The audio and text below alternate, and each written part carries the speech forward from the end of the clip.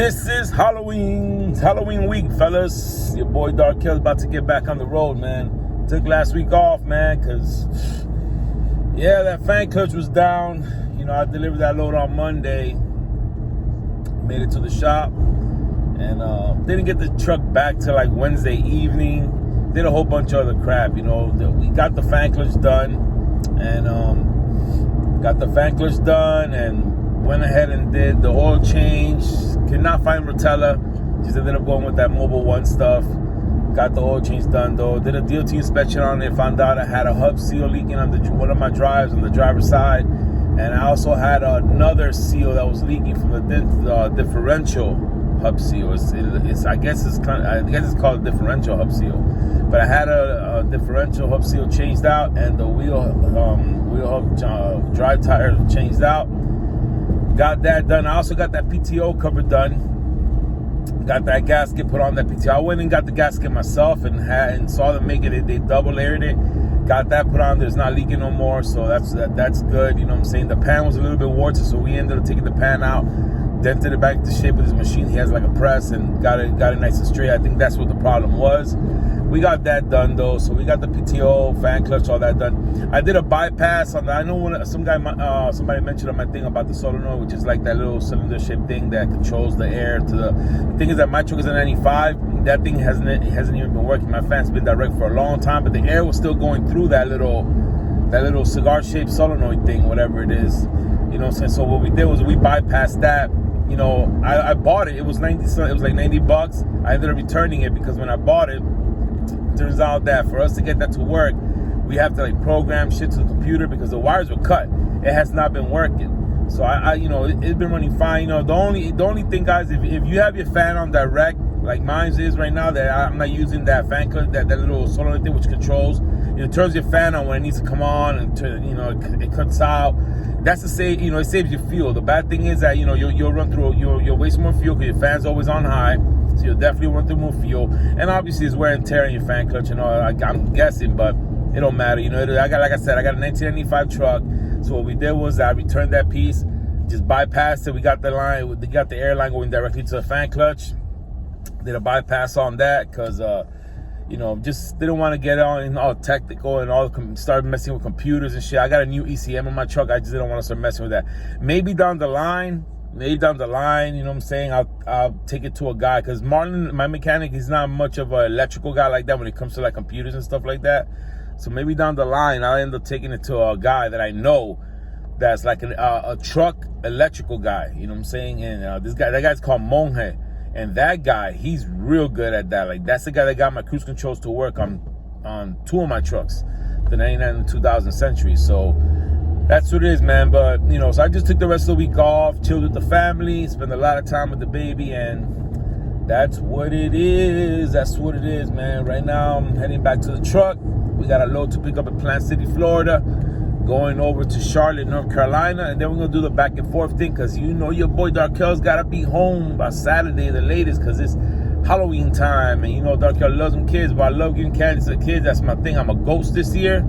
So I'm going to be dressed up in a big old white blanket. This is Boo on the belly and little holes cut out. So I'm going to be a ghost, and I'm going to be handing the candy out, man. I love giving candies out to the kids. I love standing out. I live in a neighborhood. Some people in my family call it Mr. Rogers neighborhood. I live in a real nice area over here in Winter Garden in Florida, man. And my neighborhood is full of kids. There's an elementary school right there smack in the middle of mine. So you already know, man. All them kids. I got hundreds of kids coming by, and I just love getting out the candy. Got the candy stacked up. They already know that house got the good candy. So that's what it is, man.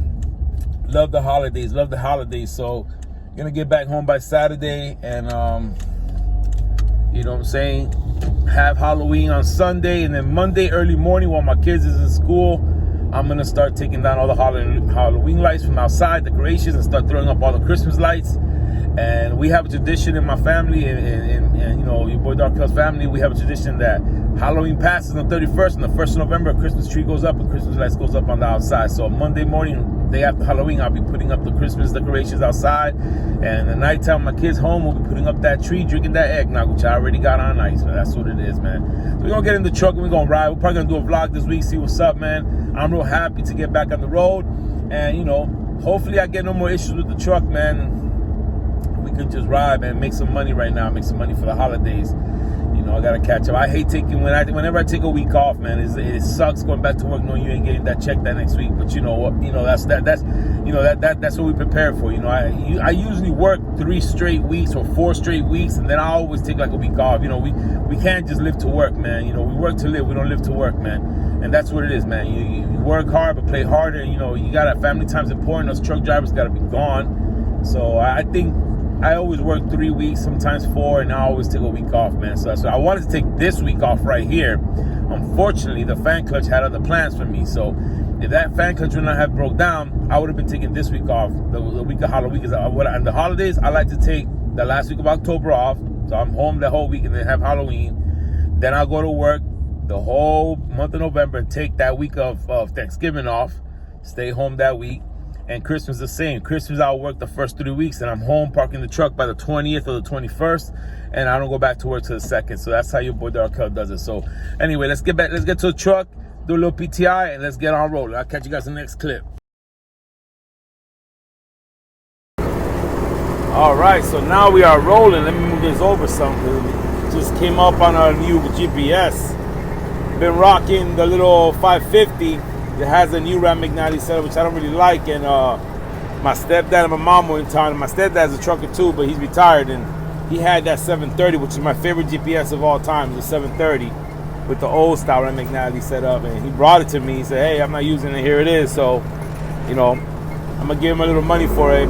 Just want to make sure it works good. And that's what it is. So, yeah, man, we're in the truck. We riding, finishing up the cigar. I actually started smoking the cigar on Friday.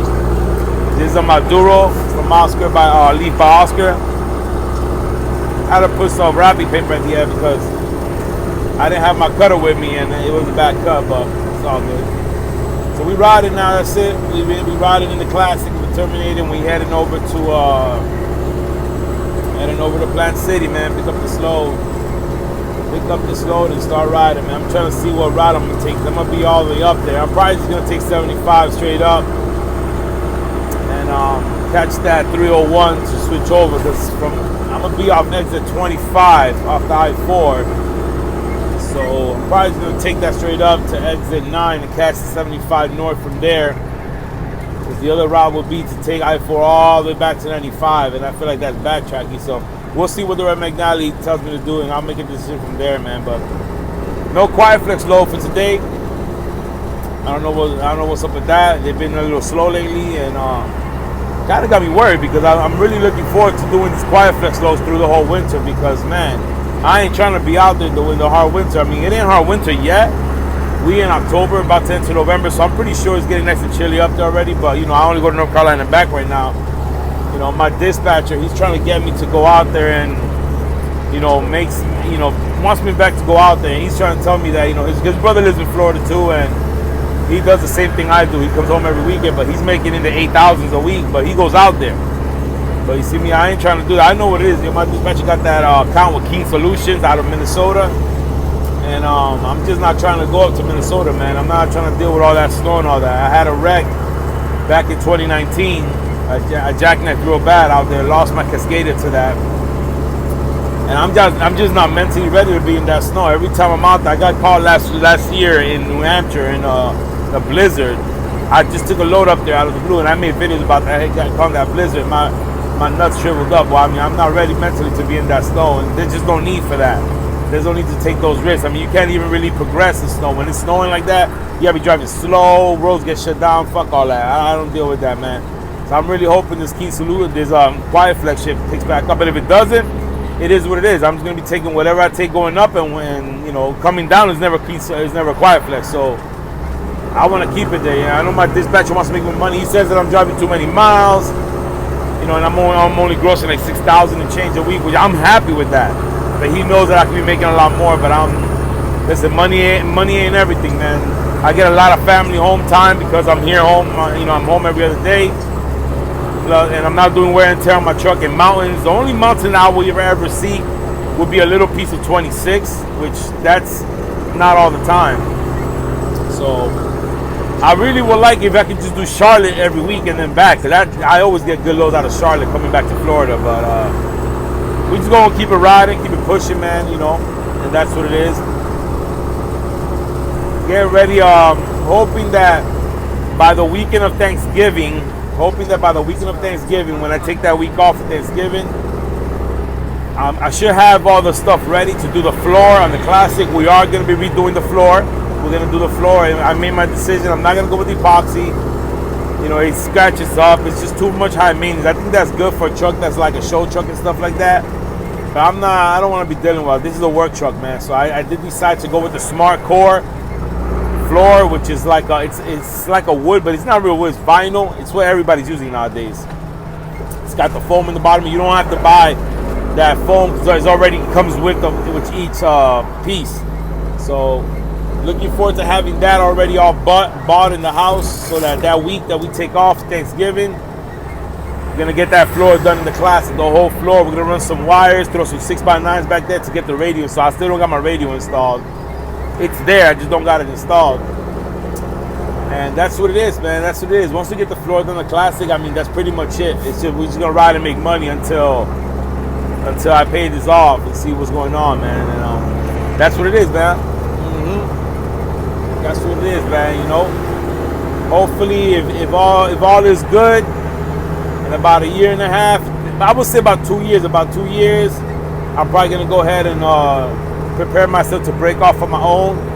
You know, and open up I've had my LLC, my company, American Chief Transport. I've had it open since like August of 2015. We've been in business successfully for years already, almost 8 years. But well, like 7 years. But I think it's, I know everybody wants to get their own authority and open up right away and work on their own authority, and it's great. It's great if you're prepared for that. You know, unfortunately, I made mistakes in the past when I was younger, and my credit was shot. I just didn't care about that stuff. You know what I'm saying? I lost my parents at a young age. You know, my dad died when I was 15. My mom left, and I'm from the streets. Like, if you guys heard me say in the past, I'm a dude. I'm from the streets, and that's not an excuse. I just didn't have people around me when I was growing up, and in my younger, like in my 20s, and even in my early, in my 20s, it wasn't until my early 30s that I started catching on. When I got saved, getting my life together, I started realizing hanging around with good people, and I started, and I've just been working on my credit, man. But it's just, once your credit is shot, it's so hard to get it back up. You know, they always find something to tag on you, but we getting there, fellas. We getting there, guys. My family does have a company that's a family company, ONT National Truck, where they have an authority. But honestly, man, I'm gonna take out from experience that I've done that before, and I gotta tell you, it's you gotta be prepared. You gotta be prepared. You're gonna need the money for your plates, your IFTA 2290, all that stuff. You're gonna need money for tolls, have a pre-pass. You're gonna want to have at least $3,000 to $3,500 to put into a fuel card. And I'm gonna tell you from my experience, especially me that I got these older trucks, you want to have at least a good 5 to 10 stacks in the bank. You know what I'm saying, for breakdowns. Because once you go on your own, there's no calling nobody to give you an EFS to help you out with breakdowns. You're on your own. Everything got to come out of pocket. So you want to be prepared for situations. You know what I'm saying?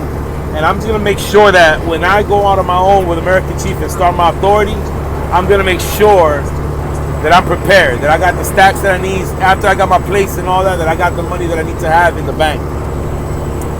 That's what it is, though. So 2 years from now, we're hoping to go off on our own. Plus, I'm gonna try to get my wife to work, train her up, so she can be booking the loads and dealing with, the factoring companies and all that stuff.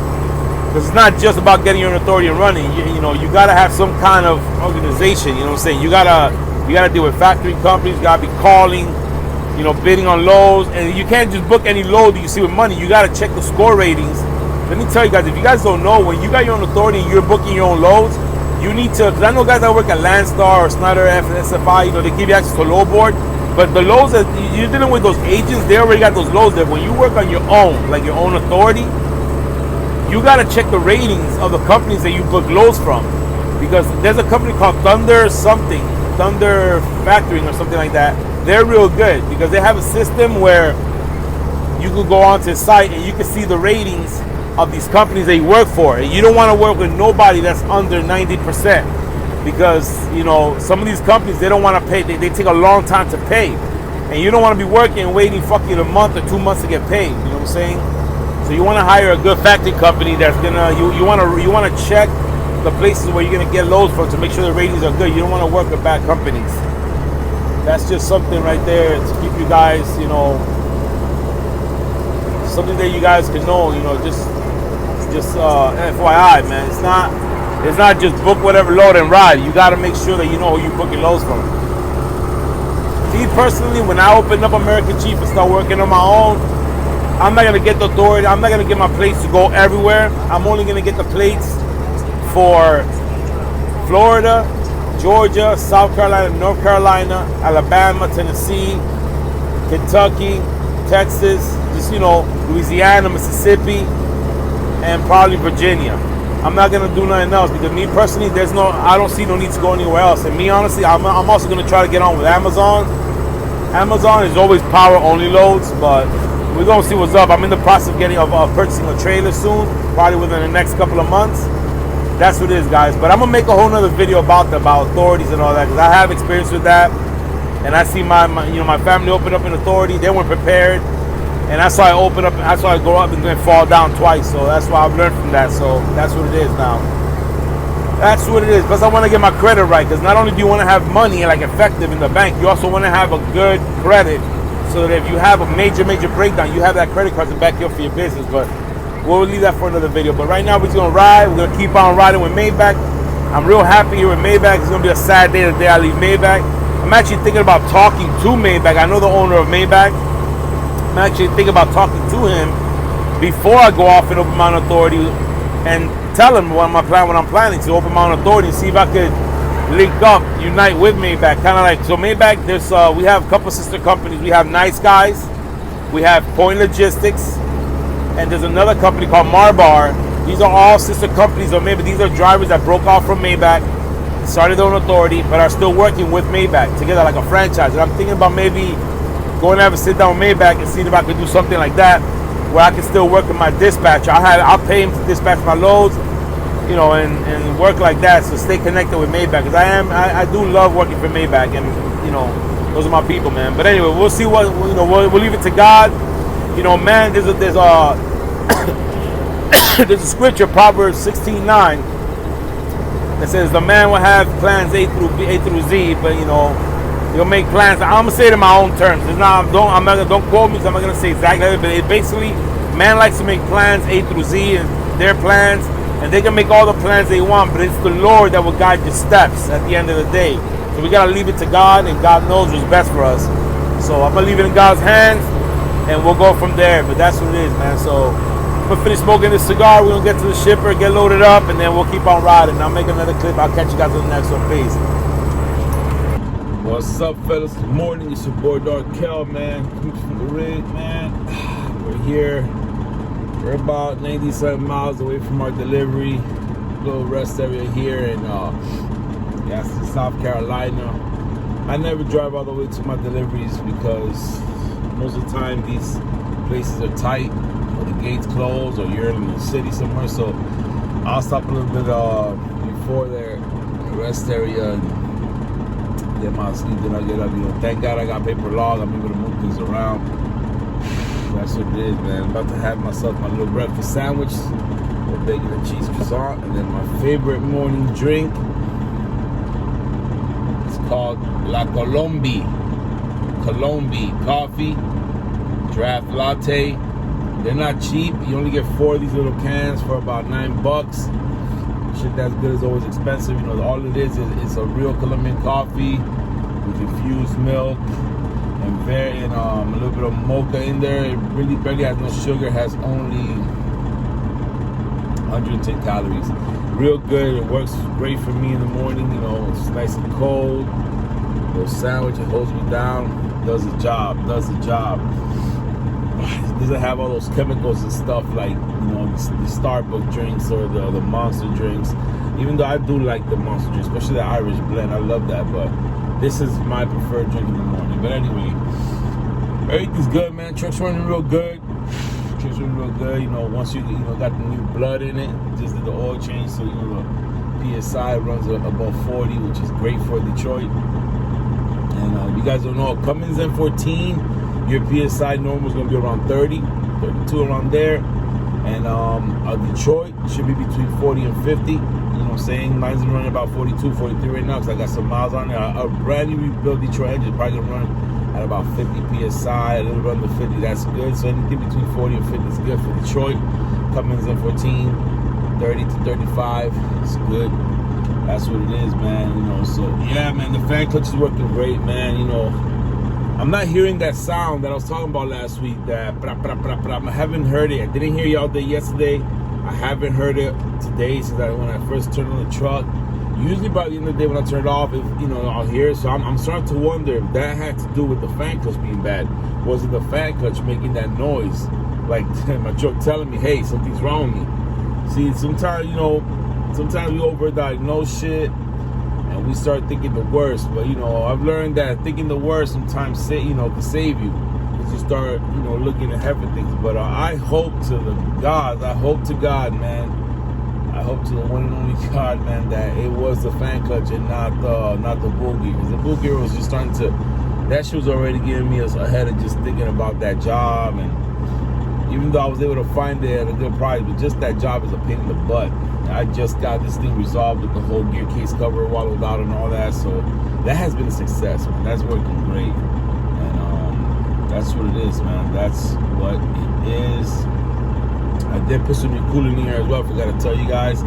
We did put some new coolant in here. So we're at coolant. And we riding right now. Right now, I need a Terminator. That's the name of my class. I need a Terminator to work for me, to not give me no issues. All trucks are gonna give issues, man. And I follow this one guy, Mr. Big Daddy, and man, I went through that, man. Before I started driving old trucks, I was one of those guys that was like, I'd rather be in a new truck that has warranty and others. And it all depends what you want. You know what I'm saying? When you're in a truck that's new, that you got warranty, yeah, you're gonna have that warranty. But let me tell you, and they're comfortable. I'm not gonna lie. Being in a new truck, man, it's comfortable, man. Everything works. Everything's where it needs to be. It's real nice. I had a 20-year. I remember, I started working through Snyder. I did Snyder over the road. Then I went from that and did. I did Intermodal Local for a year for them. Then I went back over the road as an IC with Snyder. And, that was the first truck that I leased. I did a 1-year lease. It was a 2015 Cascadia. That truck, that 2015 Cascadia gave me like 3 problems. Gave me 2 depth problems and then 1 problem with fuel injectors and the fuel injector harness. Okay? But that's a brand new truck giving me problems. That's what I'm trying to talk about. That's the problem. But then my 2016, oh man, dude, I had that truck for 2 years, and I love that truck, man. Black on black. This truck was nice, bro. It was nice. 2016 Cascadia. I lost that Cascadia in a jackknife back in 2019. It jackknifed real bad, and it was just a big old, it was a big old misunderstanding between me and the leasing company. It was in the shop for about 9 weeks.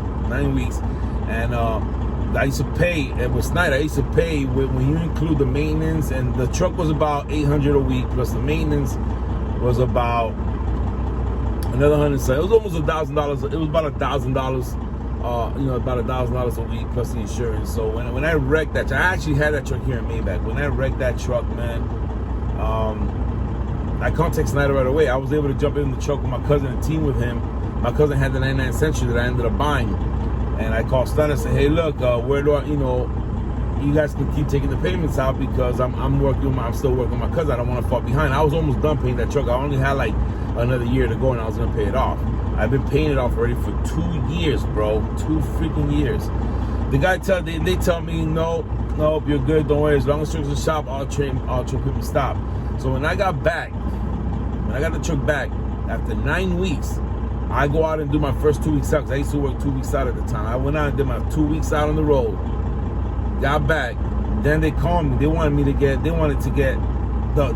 like almost $9,000 one shot. And I tried to tell them, and it's not that I couldn't get the money because I had part of the money. Plus I could have got the money. That's not the problem. The problem is that they, I'm telling them like, hey, you guys told me that to stop the truck payments.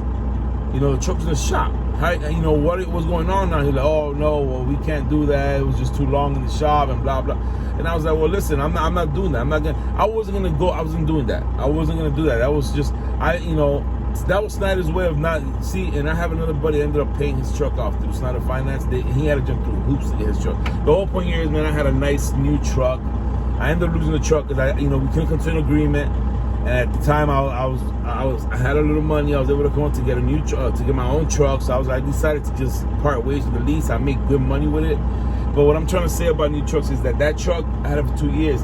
And I went in the shop at least 4 times every year. I knew I was gonna do that at least 8 times just for the same issue, because I kept getting check engine lights for fucking emission codes. You know what I'm saying? Sometimes it was like 2 times it was like the DEF nozzle. Then one time it was the harness of something, and the PD. It was always something with the DEF. That truck didn't give me no issues with fuel injectors.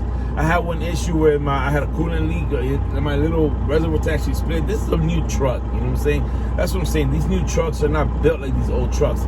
And I thank God, because the best thing that happened to me was that I lost that lease. I ended up going to get my first Century, which is the 05 Old Yeller. And that Century, unfortunately, I bought it. And it came with a problem. I bought it in the buy here, pay here. They didn't know about it. They had just got the truck. I drove it. It was perfect. But it had an internal problem where, it was getting oil inside of the fucking coolant. Anyway, from there, I drove that shit till it died. Then my uncle ended up buying it for me with a blown engine. He sold me the first one, his Century, the 2000. Then I ended up buying the 99. And I just stuck with old trucks, man, because these new trucks might be comfortable and all, but let me tell you, man, that shit could be a headache sometimes, dealing with having to be in dealers and all this crap and all that. So sometimes it's better to just let it go, man, and just, go with something that is gonna work, man. Like, I know that these older trucks, they come to everything, but when they break down, it's always some kind of emission codes or some bullshit like that, and parts. These older trucks, these shits are mechanical. When I got a breakdown with my Centuries or with this Classic, it's a mechanical issue. There ain't no electrical issue. Ain't no motherfucking emissions or none of that bullshit region. It's always a mechanical issue. There's gonna be a starter. There's gonna be an alternator. There's gonna be a bell. There's gonna be a pulley. There's gonna be something mechanical. Quick fix, ride, make money. I call these old Freightliners. People call them freight shakers. I call them transformers. These shits just freaking go. These shits they work. And you break down these, and you can make it places. These new trucks, when you break down, when them codes come out, that shit derates, all kind of bullshit. Man, I'm straight with that new truck.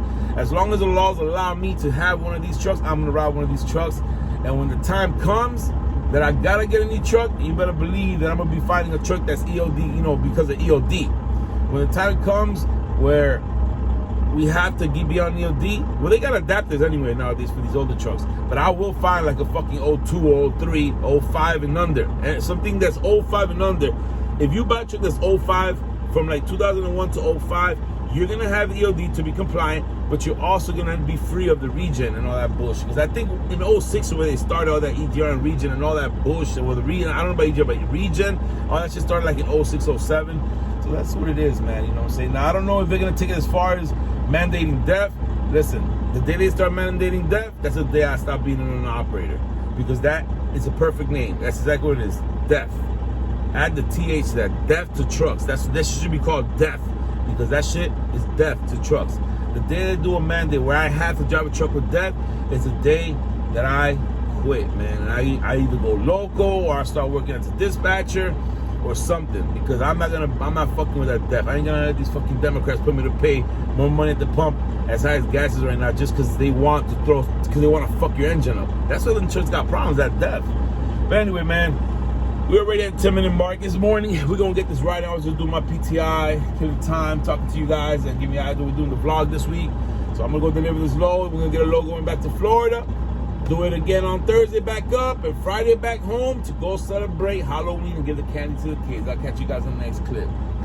All right, we're over here at the delivery in Charlotte, North Carolina. We're at a food bank. This was a donation load, a charity load, and delivering this load here. And once we get empty, we're gonna get a load and start heading back down. So I'm gonna cut this vlog as part 1. We're gonna do 2 vlogs this week, You know, so I don't really do a lot of vlogs, and those shits really used to go real long. This one's already pretty long, so some guys they're driving, they like to just listen to stuff, and it is what it is, you know. So we're gonna cut this one off here, and I'm gonna do a part 2 on the trip down, or possibly next, you know, when I'm coming back up. I don't know yet, but that's what it is, man. It's a beautiful day here in Charlotte, North Carolina. I'm loving the weather. As you can see, I got my sweater on.